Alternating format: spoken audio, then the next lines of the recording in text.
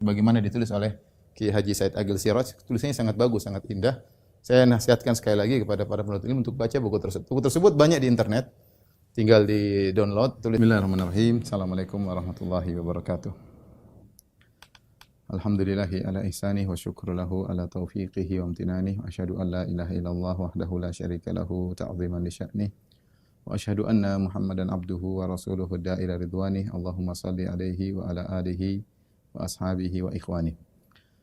Ikhwan dan akhwat yang dirahmati Allah Subhanahu wa taala, para jamaah majelis Masjid As-Sunnah Bintaro yang dirahmati oleh Allah Subhanahu wa taala, kita melanjutkan bahasan kita tentang pemikiran dan aliran-aliran dalam Islam. Dan pada kesempatan kali ini kita akan bahas tentang istilah as-sufiyah, ya. Kenapa kita perlu mempelajari tentang istilah sufiyah? Karena as-sufiyah ya bisa dipahami dengan pemahaman yang benar dan juga bisa dipahami dengan pemahaman yang keliru, ya. Sehingga sebagian orang menjadikan akidah yang menyimpang atau pemahaman yang menyimpang atau ritual ibadah yang menyimpang di balik nama sufiyah. Mereka berlindung di balik nama sufiyah, seakan-akan kalau sudah dikasih label sufiyah berarti itu adalah suatu perkataan yang atau suatu akidah yang benar, ya, atau suatu kegiatan yang benar. Padahal kita dapati banyak ulama yang mengingatkan tentang pemikiran sufiyah yang menyimpang dari penyimpangan yang kecil sampai penyimpangan yang besar, ya, seperti mengantarkan kepada akidah wahdatul wujud yang seperti yang dipelopori oleh atau digembar-gembarkan oleh Ibnu Arabi. Demikian juga akidatul fana yang dipelopori oleh Abu Yazid Al-Bustami, kemudian juga al-ittihad, ya, seperti yang dipelopori oleh Al-Hallaj, ya, dan Sahrawardi dan yang lainnya, ya. Bahkan di antara mereka ada yang dikafirkan oleh para ulama seperti Ibnu Arabi, dan bahkan di antara mereka ada yang divonis untuk dibunuh seperti Al-Hallaj, ya. Para ulama di zamannya memvonis untuk membunuhnya karena pemikirannya yang zindiq, ya. Ini menunjukkan bahwasanya ada sebagian pemikiran-pemikiran sufi yang berbahaya, ya, dan semuanya berada di balik label sufiyah, ya. Oleh karenanya kita perlu untuk mengenal apa itu sufiyah, bagaimana perkembangannya, mana yang bisa dimaknakan dengan makna yang baik dan mana yang bisa dimaknakan dengan makna yang buruk, ya. Di antara buku yang bagus yang bahas tentang sufiyah ada dua. Buku yang pertama yang saya anjurkan kepada para penuntut ilmu untuk membacanya adalah disertasi yang ditulis oleh Kiai Haji Said Agil Siraj yang judulnya Silatullah bil Kaun atau Silatul Kaun billah fi tasawuf al-falsafi dirasatan wa naqdan, yaitu tentang hubungan Allah dengan alam semesta dalam perspektif pandangan tasawuf falsafah, tasawuf filsafat, ya, dirasah, yaitu mempelajarinya, dan juga naqdan, kritikan terhadap pemikiran ini. Ini adalah disertasi yang sangat baik, ya, menurut saya sudah baca juga, ya, Masya Allah, buku yang sangat bagus yang ditulis oleh Kiai Haji Said Agil Siraj tentang tasawuf falsafi, ya, bagaimana keterkaitan sufiyah dengan filsafat Yunani dan yang lain. Demikian juga buku yang lain yang tulis baru-baru saja oleh Profesor Dr. Lutfullah bin Mulla Abdul Azim Khawjah, ya, judulnya Ta'rif Tasawuf Dirasatan Wasfiyah, ya. Ta'rif Tasawuf Dirasatan Wasfiyah. Ini buku juga komprehensif. Dia memandang sufi dari segala sisi. Adapun Kiai Haji Said Agil Siraj, beliau memandang dari sisi sufiyah falsafiyah, sufi yang ahli filsafat, yang terpengaruh dengan filsafat. Tapi kita akan mukaddimah terlebih dahulu. Saya ulangi poin-poin yang tadi saya sampaikan, ya. Mukaddimah, ya. Pentingnya, urgensinya kita belajar, ya. Di antaranya ikhwan, kenapa kita harus belajar ya? Karena ada apa namanya? Salah paham tentang sufiyah.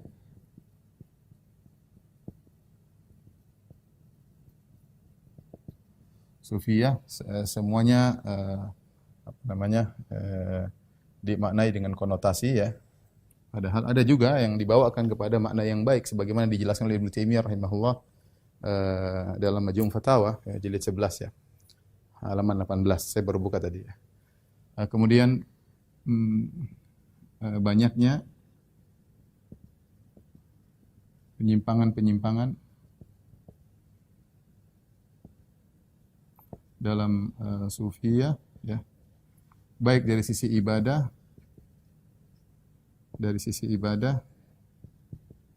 maupun dari sisi akidah. Ya. Ibadah yang diingatkan oleh para ulama seperti misalnya ibadah yang disertai tarian-tarian,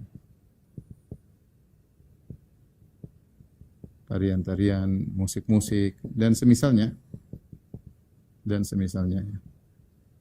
Yang ini diingatkan oleh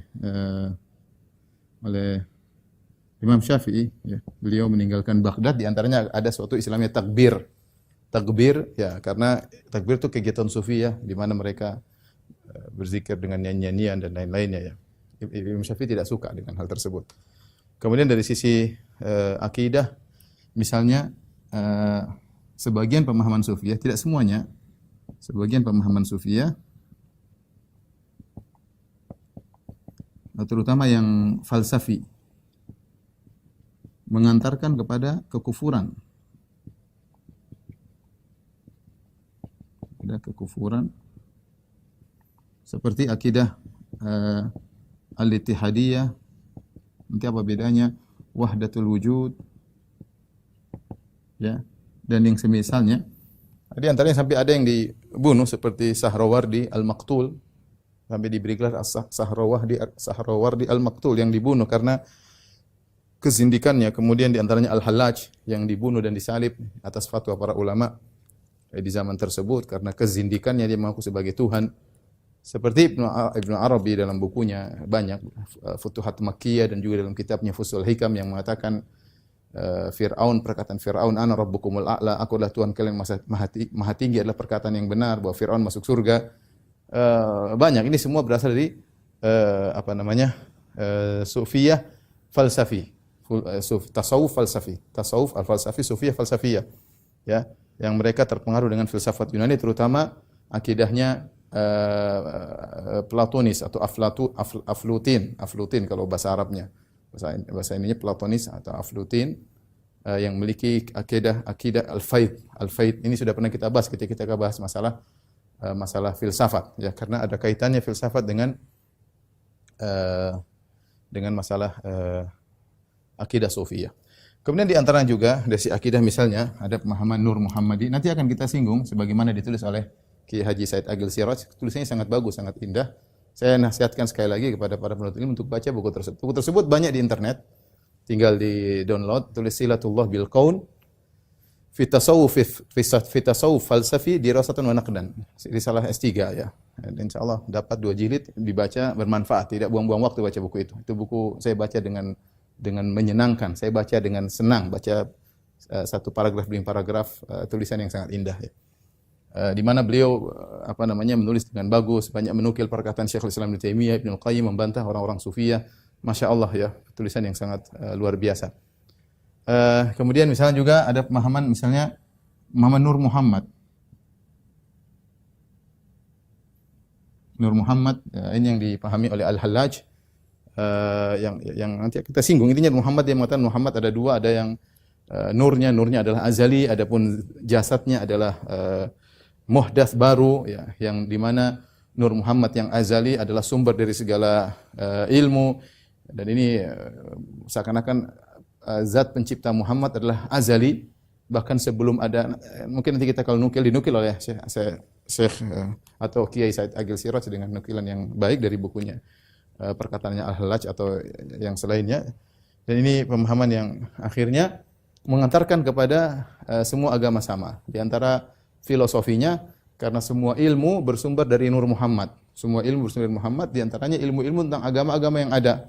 Mau Yahudi, mau Nasrani, mau Majusi, semuanya Islam sama saja sehingga mengantarkan kepada persamaan semua agama. Dan ini juga tentu sangat berbahaya tentang Nur Muhammad. Kemudian juga apa namanya? Dari sisi lain penyimpangan dari Sufyan seperti anggapan ada wali yang gila, ya. Wali yang gila. Wali yang gila karena saking cintanya kepada Allah Subhanahu wa taala sehingga dia menjadi gila. Tentunya ini ada hal yang menurut saya agak mencela kewalian karena orang gila dibilang wali, seharusnya wali-wali Allah Subhanahu wa taala tidak demikian, ya. Tidak ada contoh. Kalau kita katakan super wali Nabi Muhammad SAW, para sahabat, tidak ada yang saking wali malah jadi gila. Ini kan jadi apa? Agak gimana bagi Islam, ya. Orang belajar semakin dekat dengan Allah malah jadi gila. Ini membuat Islam agak tercoreng menurut saya, ya. Bagaimana orang semakin dekat dengan Allah malah semakin menjadi gila, ya. Ini hal yang menurut saya tidak pantas untuk diberikan label kepada para wali. Wali-wali Allah kita tahu, para sahabat, mereka tidak ada yang gila, ya. Mereka tidak ada yang sinting, mereka tidak melakukan hal yang aneh-aneh, enggak. Ya, tapi demikianlah ketika belajar sufiyah, kalau salah belajar bisa berbahaya. Makanya Imam Syafi'i berkata, ya, tidaklah ma tasawwafa rajulun fi awwalin nahar, tidaklah seorang belajar sufiyah di pagi hari kecuali sebelum zuhur dia sudah menjadi ahmak, ya, kecuali sudah menjadi pandir. Jadi pandir, karena kalau kita sudah bicara tentang sufiyah, kita akan dengar cerita-cerita yang aneh-aneh, yang macam-macam lah. Kalau kita dengar cerita di YouTube saja banyak, ya. Inilah si fulan ketemu dengan jin lah, jin dari planet mana lah, kemudian minta ijazah lah, apa macam. Kita dengar agak aneh-aneh, tapi ya begitulah. Semuanya apa namanya mungkin bagi mereka, ya. Wali gila dan macam-macamnya. Ini belajar sufiyah yang keliru, ya, sufiyah yang keliru. Kemudian di antaranya banyak ulama yang bantah hal tersebut, ya. Bantahan para ulama atas penyimpangan tersebut.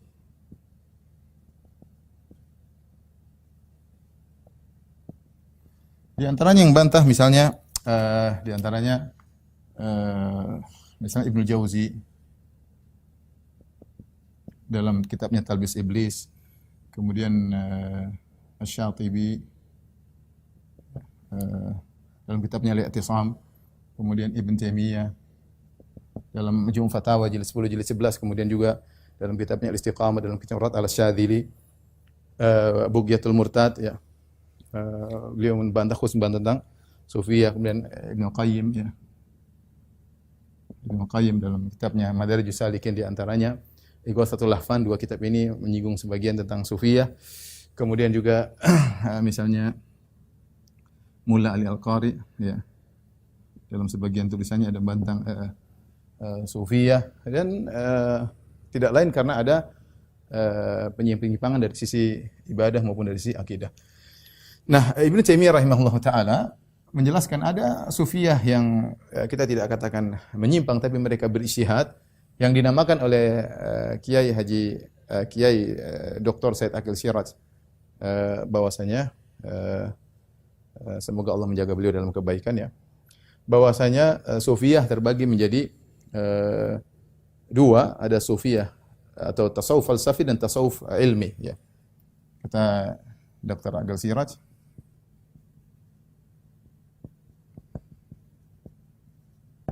bahwasanya tasawuf terbagi menjadi dua.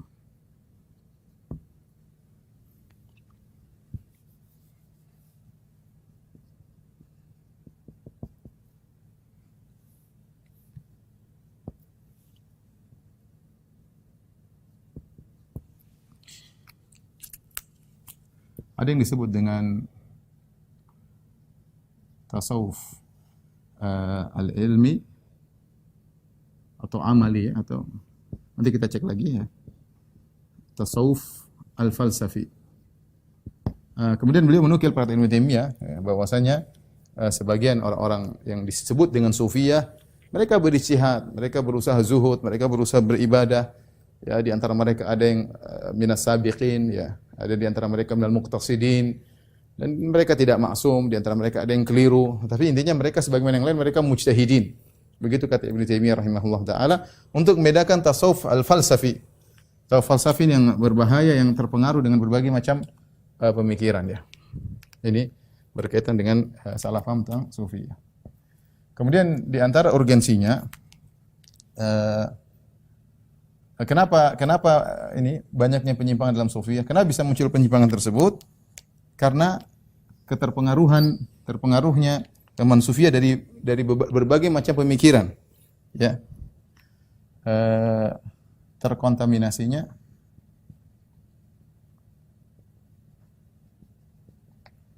tasawuf dengan berbagai pemikiran. Di antaranya tadi dipengaruhi oleh filsafat Yunani, di antaranya Aflutin ya. Aflutin atau Platonis ya. Yang punya akidah al-faid tentang bagaimana hubungan Allah dengan makhluk, akidatul faid, nanti mungkin akan kita bahas pada saatnya.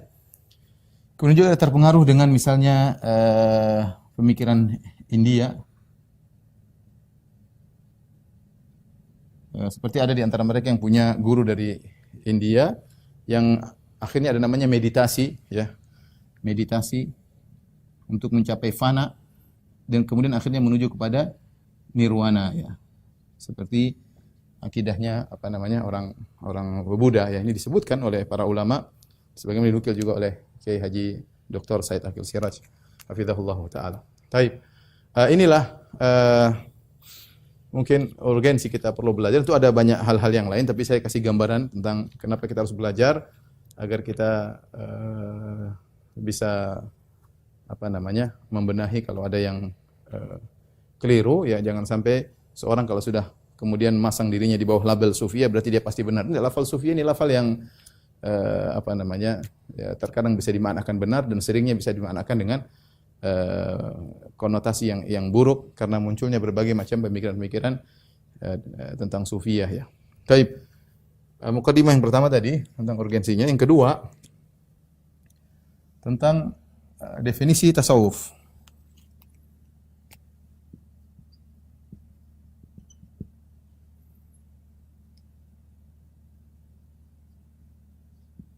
Tasawuf apa definisinya? Kita bicara pertama secara bahasa ya.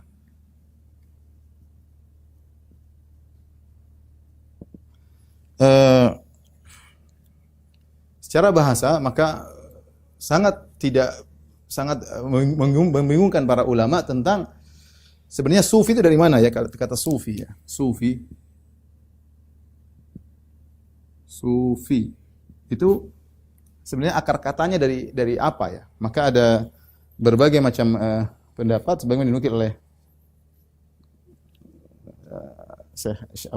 Dr. Said Agil Siraj dalam bukunya dan juga dinukil oleh dalam kitab yang saya tadi tunjukkan. Di antaranya berpendapat bahwasanya secara bahasa diambil dari as-safa. Safa itu artinya bersih, murni. Di mana orang yang sufi maksudnya dia yang berusaha adalah orang yang berusaha untuk membersihkan jiwanya dari penyakit-penyakit hati, dari keburukan-keburukan. Namun ini jadi muskilah, problem karena seharusnya secara bahasa nisbah kepada as-safa adalah as-safai, bukan as-sufi. Sehingga ini dikritiki secara bahasa tidak tepat. Kemudian ada lagi ya, yang berpendapat bahwasanya dikatakan sufi karena dari suffah. Kita tahu ahlus suffah. Suffah adalah lokasi di belakang Masjid Nabawi yang ditinggali oleh para sahabat. Para sahabat yang berhijrah ke kota Madinah dan mereka tidak punya tempat naungan, tempat tinggal, tidak punya kenalan. Maka mereka tinggal di suatu areal namanya Suffah, ya. Sekarang kalau di Masjid Nabawi disebut dengan Dakkah, ya, areal tersebut. Dulu dikenal dengan Suffah sehingga para sahabat tinggal di situ. Mereka tinggal di situ karena mereka tidak punya tempat tinggal. Tapi kalau mereka sudah punya tempat tinggal, mereka tinggalkan tempat tersebut. Jadi mereka tinggal di Suffah, tidak punya rumah, tinggal di masjid karena darurat, bukan karena pilihan mereka, tapi karena darurat. Sehingga mereka tinggal di situ, ya. Namun ini juga dikritiki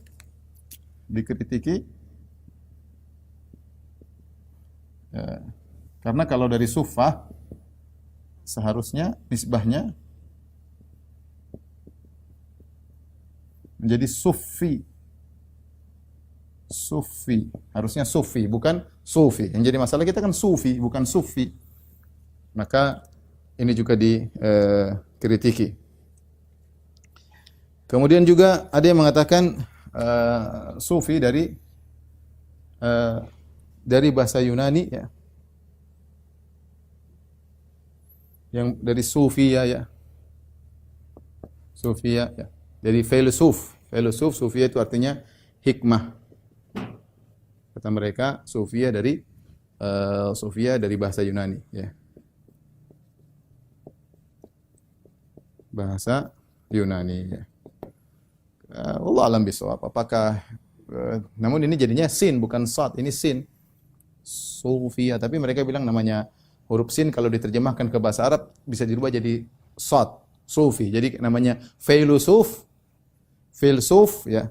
Falsafah dari filu ada artinya pencinta dan sufia artinya adalah hikmah. Jadi filosof artinya pencinta hikmah. Kata mereka sufia berasal dari kata ini, ya. Sufi. Kemudian juga ada yang mengatakan berasal dari seorang namanya Al-Ghauth. Dia dikenal dengan Sufah, ya. Ada seorang namanya Al-Ghauth di zaman jahiliyah. Seseorang di zaman jahiliyah.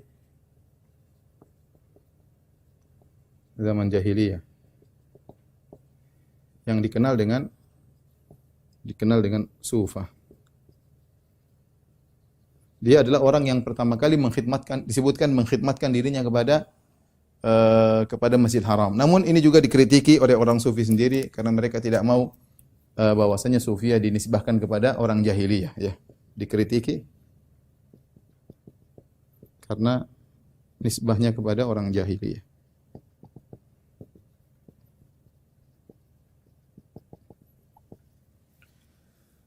Kemudian di antaranya, ya, dari suf, ya. Ini pendapat Ibnu Taimiyah rahimahullah taala dari suf. Suf itu apa? Bulunya domba.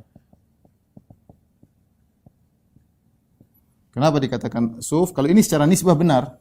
Secara nisbah sudah benar. Secara nisbah sudah benar. Karena nisbahnya adalah sufi, sudah benar. Ya. Kenapa? Kata Syekh Islam Taimiyah, karena sebagian mereka memang ingin menunjukkan zuhud sehingga sebagian mereka memakai baju dari bulu domba yang mungkin agak bau, yang mungkin kasar, ya, sehingga sebagian sufiyah memakai baju seperti ini. Namun ini dikritiki juga diantaranya oleh Al-Qushairi. Dia ada tokoh sufiyah juga, dia mengkritik, dia mengatakan bahwasanya tidak semua sufiyah memakai baju seperti itu. Lagi pula yang sering memakai baju tersebut adalah para ruhban dari orang-orang Nasara dan mereka tidak ingin dikatakan bertasyabuh dengan orang Nasara. Tapi intinya ini pendapat tidak tahu mana yang rajih dan sampai ada yang mengatakan pendapat terakhir bahwasanya sufi adalah isim jamid, bukan mustaq. Isim jamid maksudnya dia nama istilah sendiri tanpa ada akar katanya. Jamid maksudnya tanpa akar kata. Ya, sehingga mereka bilang tidak perlu kita cari-cari tahu akar katanya, tanpa akar kata. Ya. Demikianlah suatu nama yang diberikan kepada orang-orang yang seperti itu. Ya. Tapi yang perlu saya sampaikan bahwasanya istilah sufi sepakat istilah sufi tidak ada di zaman Nabi dan para sahabat. Dan para sahabat. Baru muncul di zaman para tabi'in, di zaman Hasan al-Basri, di zaman para tabi'in. Di zaman para tabi'in. Nah, ini tadi definisi secara bahasa saja, maka banyak versi dan ini cukup membingungkan ya, mana yang mau kita pilih. Karena tiba-tiba istilah itu muncul tapi mau dicari akar katanya diperselisihkan. Mau ikut ini ada yang kritik, mau ikut ini ada yang kritik, semuanya dikritiki. Semuanya dikritiki ya. Tapi adapun istilah, adapun di sini secara istilah terminologi ya. Maka lebih parah lagi istilahnya, lebih khilaf lagi di antara mereka. Lebih khilafnya lebih banyak lagi di antara para ahli tasawuf. Khilafnya lebih banyak lagi ya di kalangan para tasawuf. Ahli tasawuf.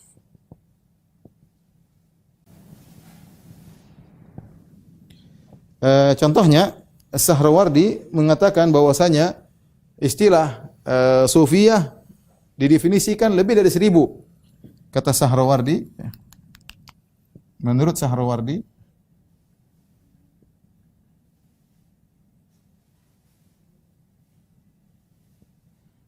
definisi lebih daripada 1000 definisi. Kemudian menurut Al-Qushairi ada 50 ya. Al-Qushairi mengatakan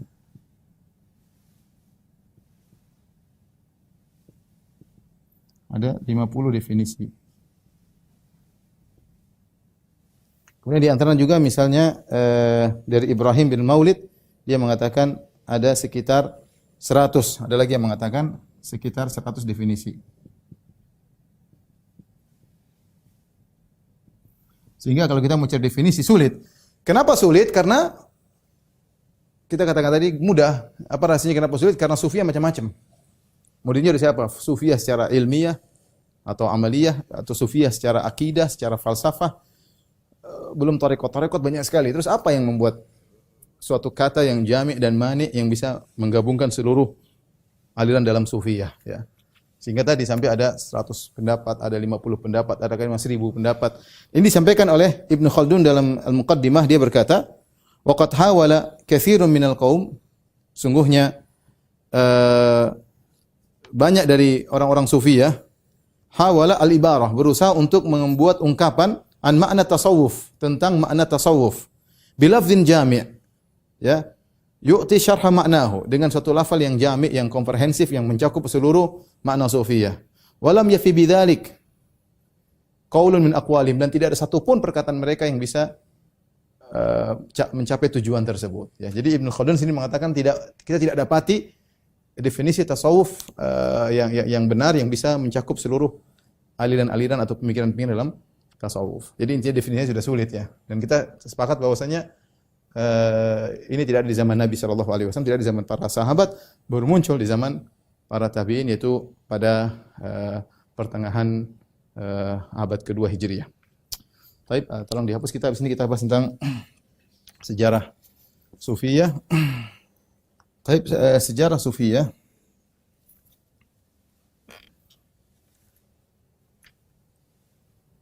Atau ya, sejarah Sufiyah. Sejarah Sufiyah.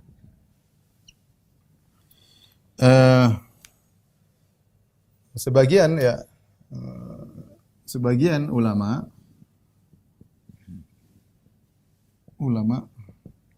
memandang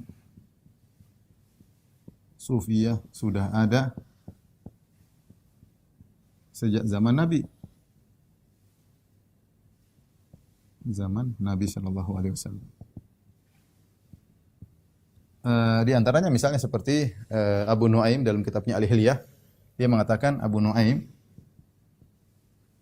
fil Hilyah dalam kitabnya mengatakan di antara Sufiyah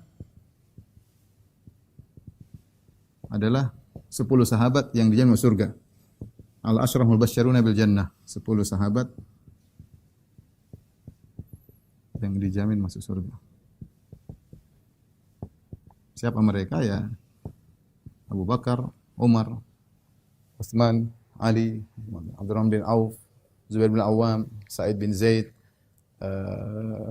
kemudian Talha bin Ubaidillah, ya, Sa'ad bin Abi Waqqas, Abu Ubaidah bin Jarrah. 10 orang yang kata beliau adalah sufiyah. Tentunya ini tidak tepat ya, karena kita bicara tentang istilah sufiyah. Karena istilah sufiyah sepakat tidak ada di zaman Nabi, tidak ada di zaman para sahabat. Namun kita kasih uzur kepada para ulama yang mengatakan para sahabat adalah orang-orang sufi, tidak lain uzurnya apa? Uzurnya karena mereka memandang sufi maknanya zuhud. Karena mereka memandang sufi artinya zahid, orang yang zuhud. Itu orang yang zuhud.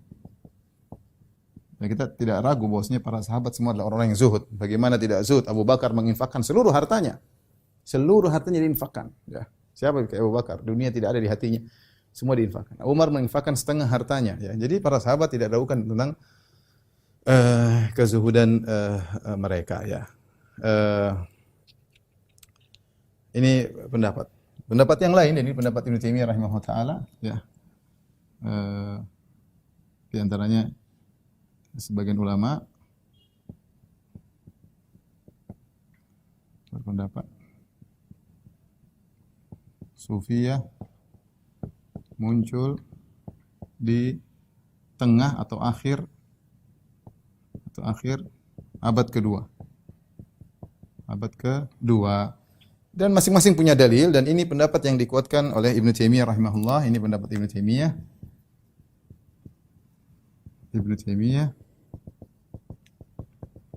Dan dipilih oleh Kiai Haji Dr. Said Agil Siraj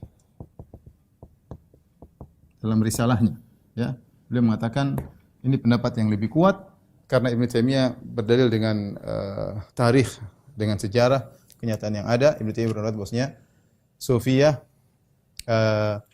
muncul di abad kedua, ya. Kemudian Ibnu Taimiyah berpendapat munculnya adalah Ibnu Taimiyah mengatakan dan munculnya di Basrah. Munculnya di Basrah. Pendapat yang lain, sebagian ulama berpendapat sufiyah sama muncul sekitar abad kedua ya, ini banyak ulama ya, seperti Ibnu Jauzi juga sama, dia bilang sufiyah muncul sebelum tahun 200 ya. Tetapi sebenarnya berpendapat bahwasanya awal munculnya bukan di Basrah, tetapi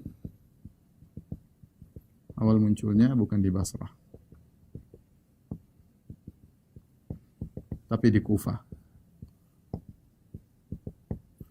Sama aja, sama-sama di Irak, beda tipis-tipis saja. Ada yang mengatakan sufiyah muncul, ada yang di Kufah, ada yang di Basrah, ada yang di di Baghdad. Intinya munculnya di Irak, ya. Ada juga di Khurasan. Ini pendapat. Jadi kita tahu bahwasanya sufiyah sudah muncul sudah lama, dari sebelum tahun 200 Hijriyah. Awal kemunculannya adalah dengan zuhud, ya. Ibnu Jauzi menyebutkan kita katakan silsilah perkembangan sufiyah. Silsilah perkembangan sufiyah. Saya akan bacakan Ibnu Jauzi nanti, perkembangan sufiyah. Jadi dia sangat-sangat terkenal ketika abad ketiga. Dari abad kedua mulai muncul, abad ketiga benar-benar terkenal. Awalnya, dan Ibnu Taimiyah juga jelaskan bahwasanya awalnya muncul dari kezuhudan, tapi akhirnya mereka melakukan zuhud yang keliru, ya. Zuhud yang keliru. Sehingga mereka akhirnya memaknakan zuhud lebih daripada yang seharusnya, ya, seperti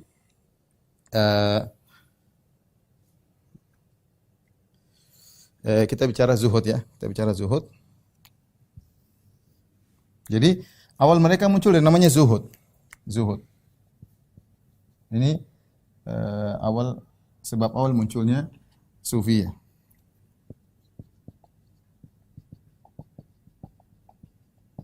Munculnya sufiyah. Tetapi zuhud kita bilang ada dua, ya. Ada zuhud yang syar'i, ada zuhud yang bid'i. Zuhud bid'ah. Ada zuhud yang zuhud syar'i.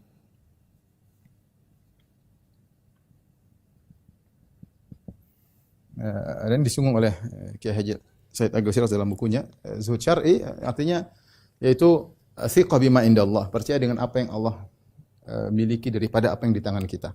Atau Ibnu Taimiyah mengatakan zuhud adalah tarku ma la yanfa'u fil akhirah, meninggalkan sesuatu yang tidak bermanfaat di akhirat. Ini zuhud yang sesungguhnya. Seorang melakukan sesuatu dia pikir manfaat enggak di akhirat. Kalau enggak bermanfaat dia tinggalkan. Itu namanya zuhud, ya. Dan para Nabi SAW, para sahabat mereka mempraktikkan zuhud, ya. Mereka mempraktikkan bukan meninggalkan dunia secara total, tidak, tapi mereka gunakan dunia untuk meraih akhirat, ya. Mereka menggunakan dunia untuk meraih akhirat. Adapun zuhud yang bid'i, ya. Makanya Allah Subhanahu wa taala dalam Al-Qur'an, ya, bukan berarti harus meninggalkan dunia, ya. Makanya dalam Al-Qur'an, ya, banyak ayat suruh berinfak. Ayat suruh infak, suruh berinfak. Nah, kalau disuruh berinfak mau tidak mau seorang harus bekerja untuk bisa memiliki harta, untuk bisa berinfak. Dan makanya ini menunjukkan dunia dicari untuk akhirat, ya. Bukan meninggalkan dunia secara total, itu zuhud yang bid'ah. Kemudian contohnya misalnya Allah mengatakan wabtaghi, dan ayat ini diantaranya seperti firman Allah Subhanahu wa taala wabtaghi fima atakallah ad-darul akhirah wala tansa nasibaka minad dunya wala tansa nasibaka minad dunya. Ini nasihat orang-orang saleh dari kaum Musa kepada Qarun. Kata mereka, wabtaghi fima atakallahu ad-darul akhirah. Hendaknya carilah dengan apa yang Allah berikan kepadamu dunia, carilah akhirat. Wala tansa nasibaka minad dunya, dan jangan lupakan bagian dari duniamu, ya. Tidak jadi masalah. Allah juga berfirman misalnya dilarang mengharamkan yang halal. Haramkan yang halal. Ya. Kata Allah, ya ayyuhalladzina amanu la tuharrimu thayyibati ma ahallallahu lakum. Wahai orang beriman, janganlah kalian mengharamkan apa yang Allah halalkan bagi kalian. Allah berfirman, qul man harrama zinatallahi allati akhraja li ibadihi wat thayyibati minar rizq. Siapakah yang mengharamkan perhiasan yang Allah keluarkan bagi hamba-hambanya dan perkara-perkara baik, ya, thayyibati, rizki-rizki yang baik, ya. Tidak boleh asal mengharamkan. Kemudian juga seperti hadis-hadis Nabi sallallahu alaihi wasallam, ya. Misalnya hadis Salman dan Abu Darda radhiyallahu ta'ala anhuma. Jelas ketika Abu Darda inginnya puasa melulu, ya, sehingga lupa dengan istrinya, ya, lupa dengan kesehatannya, maka Salman menegur. Kata Salman, inna li rabbika 'alaika haqqan, sungguhnya Rabbmu punya hak. Wa li jasadika 'alaika haqqan, badanmu punya hak untuk istirahat. Wa li zawrika 'alaika haqqan, tamu punya hak untuk dijamu. Wa li ahlika 'alaika haqqan, dan istrimu punya hak untuk kau perhatikan, mesrai dan yang lainnya. Fa'ati kulladzi haqqin haqqah.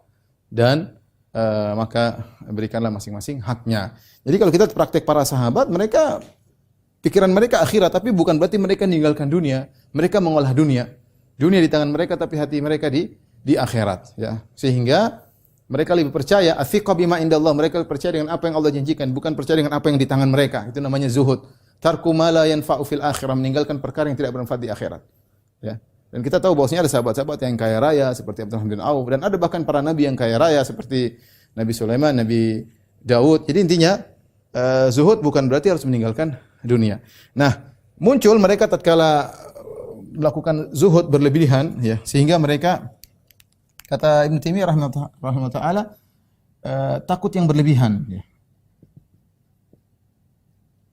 Takut yang berlebihan. Seperti dalam sebagian kisah bagaimana sebagian mereka di bacaan Al-Quran langsung meninggal. Ya, takut mereka luar biasa. Tentunya hal ini tidak sampai pada derajat Nabi dan para sahabat tidak demikian. Nabi itu tidak demikian ya. Ini khauf zaid yang berlebihan yang tidak dimaksudkan syariat dengan demikian. Karena orang berlebihan takut sehingga tidak bisa beraktivitas. Ya, sehingga dibacain Al-Quran meninggal. Ini itu berapa ada yang pingsan, ada yang meninggal. Ibnu Taimiyah sebutkan. Ini contoh zuhud yang tidak tepat ya. Seperti meninggalkan dunia total. Dunia secara total. Ini tidak benar. Kita bilang kalau semua sahabat dunia total, gimana Islam mau berkembang? Islam butuh perjuangan, Islam butuh pengaturan, ada yang mengayomi janda, mengayomi fakir miskin, ada namanya zakat, ada namanya hukum-hukum Islam, ada namanya mungkin menjaga keamanan, ada namanya ekspansi, banyak hal. Ya, ada namanya bela negara, banyak hal. Nah, kalau semuanya urusan tinggalkan dunia semua, terus bagaimana mau berkembang Islam? Ini zuhud yang keliru ya. Kemudian misalnya zuhud dengan meninggalkan ilmu. Meninggalkan menuntut ilmu. Menuntut ilmu syar'i. Kemudian malah cari ilmu yang tidak ada dalilnya, seperti namanya wajid ya, kemudian namanya al-kashf, istilah sufia, al-wajid, al-kashf, maqamat, kemudian banyak istilah, ada al-fana, ada al-wihdah, ada macam-macam ya. Nah, ini awalnya mereka berangkat dari zuhud yang syar'i, kemudian akhirnya berpindah ya, ini awalnya, kemudian menuju ke zuhud yang tidak syar'i, akhirnya setelah itu semakin parah ya, semakin parah terjerumus dalam penyimpangan akidah. Sebagaimana tadi kita sebutkan. Jadi seandainya seorang mengartikan sufi maksudnya dengan zuhud, maka tidak ada masalah. Ya, tidak ada masalah seorang maksudnya sufi maksudnya orang yang zuhud, perhatian sama dunia ya, dengan aktivitas yang benar, tapi orientasinya semua akhirat, dunia hanyalah perantara menuju akhirat, maka itu orang yang zuhud. Tapi saya akan bacakan bagaimana sejarah perkembangan sufiyah menurut Ibnu Jauzi ya. Menurut Ibnu Jauzi dalam kitabnya Talbis Iblis. Talbis Iblis.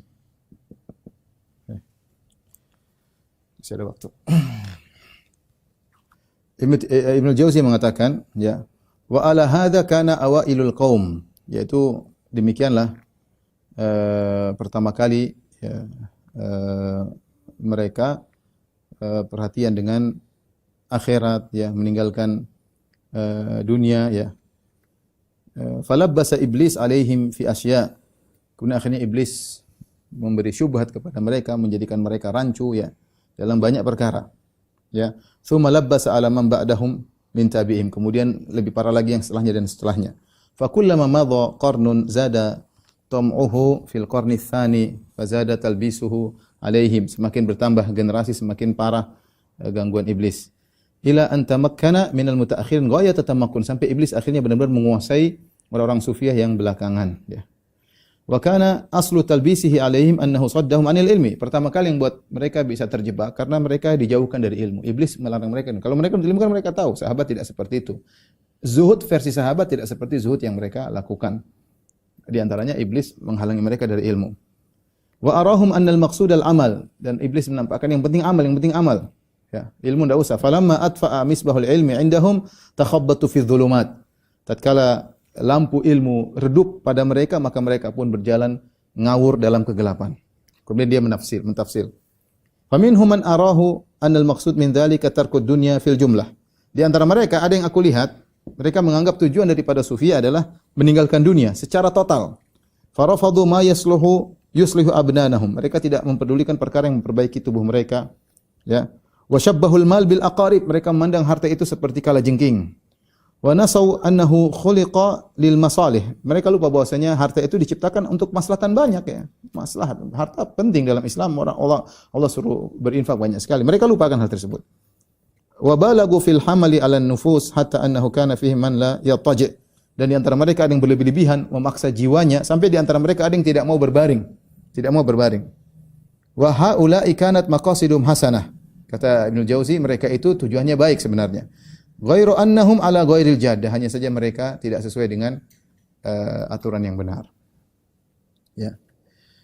Kemudian dia sebutkan model kedua sufiyah. Wa fihi man kana liqillati ilmihi ya'malu bima yaqa'u ilaihi min al-ahaditsil mawdu'ah wa huwa la yadri. Di antara mereka ada karena sedikitnya ilmunya sehingga melakukan amalan-amalan yang berdasarkan hadis-hadis yang palsu yang dia dapatkan dan dia tidak tahu kalau itu palsu.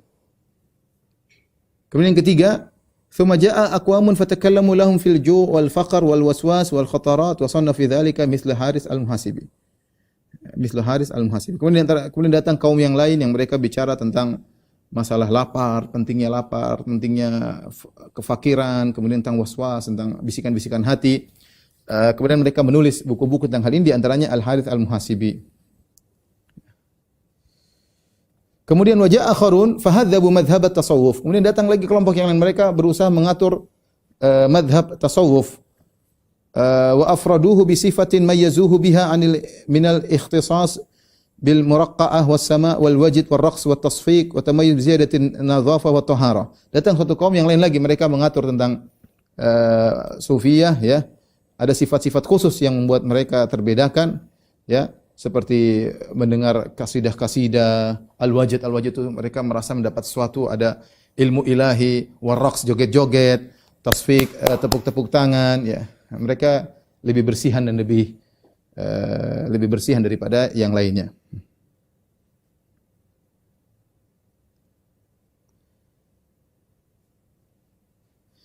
Sampai beliau berkata, saya loncat aja, wa minhum man kharaja bihil ju' ila al-khayalat al-fasidah. Di antara mereka ada yang gara-gara lapar, kata mereka, akhirnya mereka terkena dengan khayalan-khayalan yang rusak. Fada'a ishqal haqqi. Mereka mengatakan kami rindu kepada Allah Subhanahu wa taala. Faka'annahum takhayalu syakhsan mustahsanu surah. Seakan-akan mereka menghayalkan Tuhan itu adalah suatu bentuk yang indah, fahamu bi, dan mereka rindu kepada bentuk tersebut. Ya, wa haula'i bainal kufri wal bid'ah, dan ini di antara kekufuran kebid'ahan. Thumma tasha'abat. Kemudian kata Ibnu Jauzi, thumma tasha'abat bi aqwamin minhum turuq. Kemudian jalan-jalan semakin bercabang-cabang. Fafasudat aqaiduhum, akidah-akidah mereka menjadi rusak. Famin haula iman qala bil hulul. Ini puncak kerusakan sufiyah. Di antara mereka ada yang mengatakan dengan hulul, yaitu Allah bersatu menempati makhluknya. Wa minhum man qala bil ittihad. Di antara mereka yang berkata Allah bersatu dengan makhluknya, bukan menempati, benar-benar bersatu. Beda dengan menempati. Kalau hulul menempati, kalau ittihad bersatu. Nanti akan kita jelaskan pada pertemuan berikut insyaallah. Wa ma zala iblis yakhtibuhum bi fununil bid'ah hatta ja'alu li anfusihim sunanan. Dan senantiasa iblis berkhutbah kepada mereka, yaitu berbicara dengan mereka dengan berbagai macam variasi bid'ah, sampai-sampai mereka punya sunnah-sunnah tersendiri yang mereka kerjakan.